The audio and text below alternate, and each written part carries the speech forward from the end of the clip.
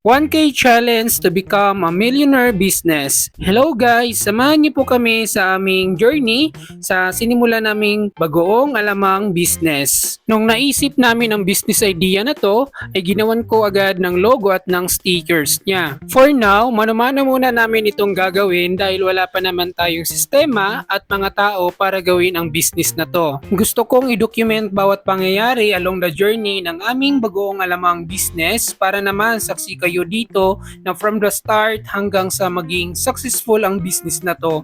At alam ko along the journey marami tayong mga tao na matutulungan sa business na to na magkaroon ng mga opportunity katulad ng trabaho at mga business partners natin soon. Sa pagsisimula talaga ng business ay talaga namang mahirap, pero kapag lagi mo lang iisipin yung goal mo ay magkakaroon ka ng superpower na gawin ng todo ang ginagawa mong business. Dahil sa pagbibusiness ay susubukin ka talaga ng sandamakmak na mga pagsubok na dadating din sa time na minsan ay gusto mo na lang sumuko. Pero kailangan mo lang tumuloy-tuloy dahil sa umpisa lang naman talaga yan mahirap. At bawat pagsubok naman na pagdadaanan mo along the journey ay sandamakmak din naman ng mga lessons at wisdom ang makukuha mo. Kaya ang tanong ko sa iyo, sasamahan mo ba kami sa aming bagoong alamang business? Kung oo, see you in the next videos.